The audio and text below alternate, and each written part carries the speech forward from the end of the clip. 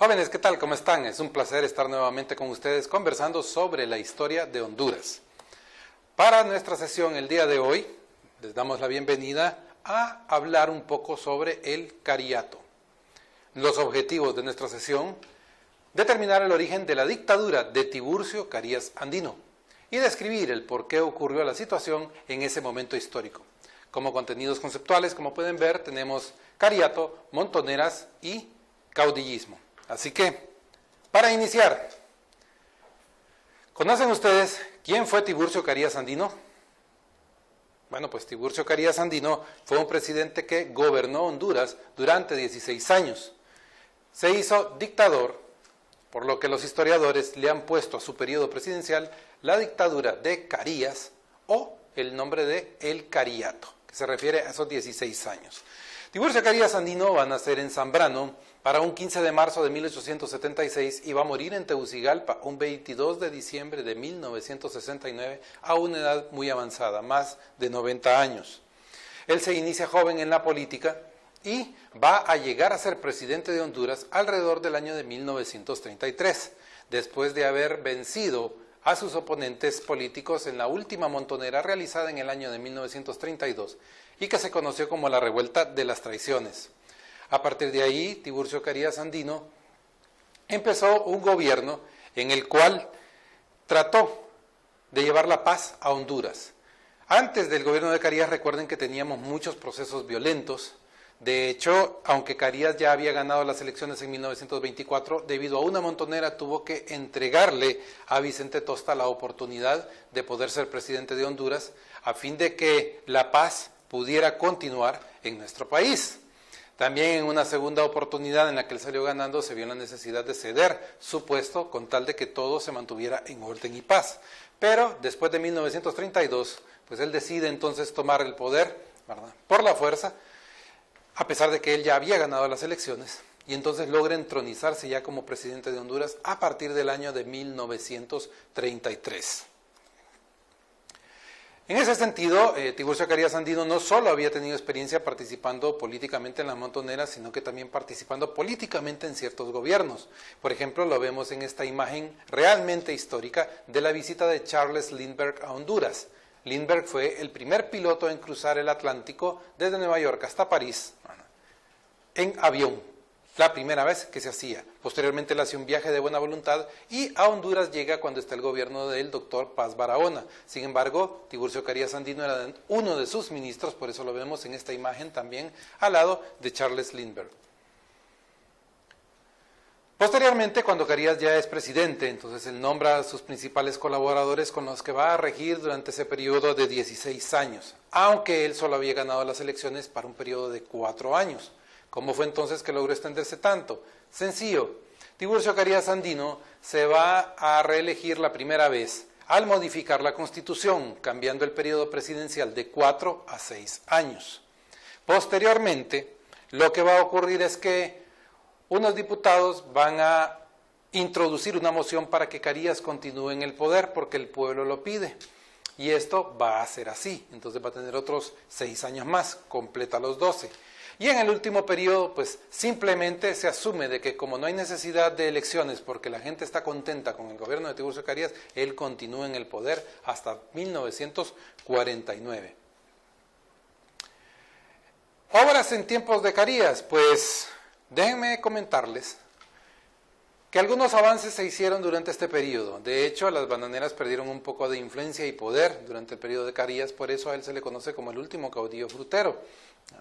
Le dio mucho énfasis a la educación, trató inclusive de ampliar los grados de instrucción primaria para que el pueblo hondureño estuviera mejor formado, pero también, por otra parte, permitió que sus comandantes de armas hicieran una represión increíblemente fuerte a los que se opusieran al régimen, llegando a cabo incluso a matar a algunos de estos oponentes. Durante su periodo hubo pena de muerte por fusilamiento. En el caso de sus obras materiales más concretas tenemos el adoquinamiento de la ciudad de Tegucigalpa. Si ustedes son observadores, en el centro de la ciudad, cuando se hace un bache, lo que ven abajo es el adoquín que se puso en tiempos de Carías.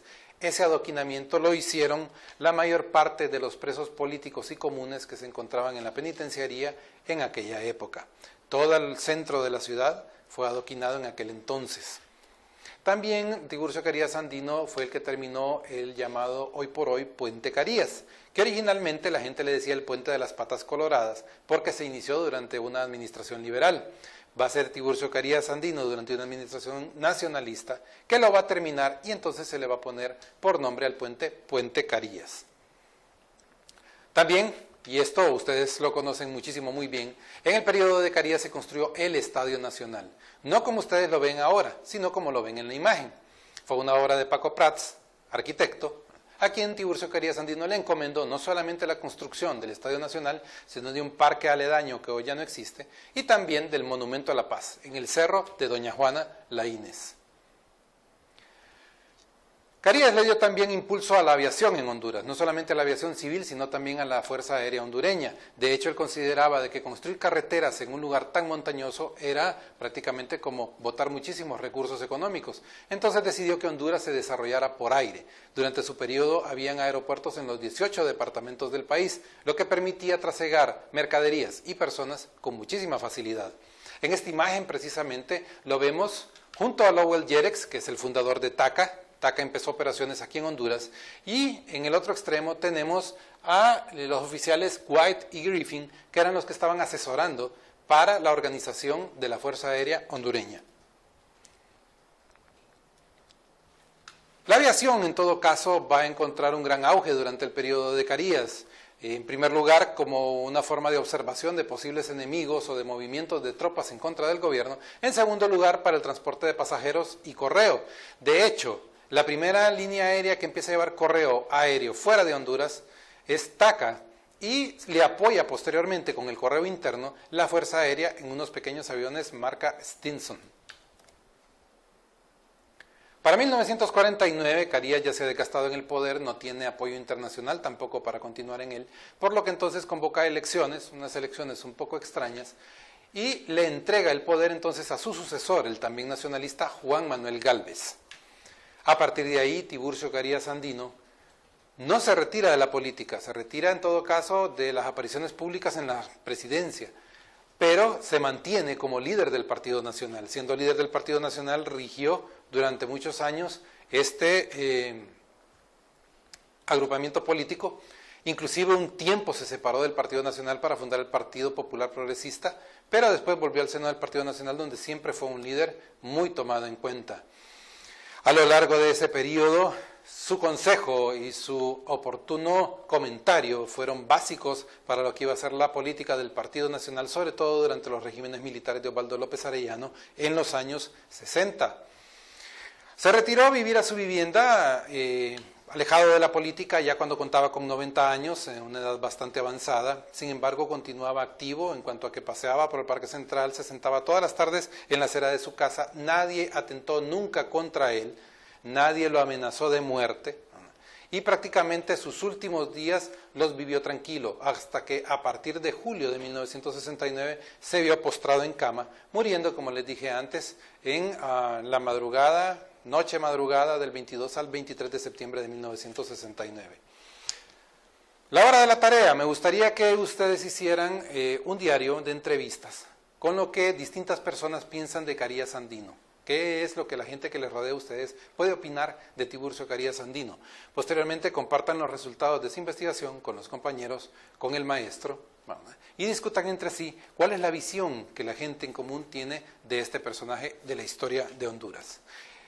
Cumplimos nuestros objetivos, determinamos el origen de la dictadura de Tiburcio Carías Andino y describimos el por qué ocurre la situación en ese momento histórico. También desarrollamos los contenidos de cariato, montoneras y caudillismo. Así que esto fue todo por esta sesión. Hasta pronto.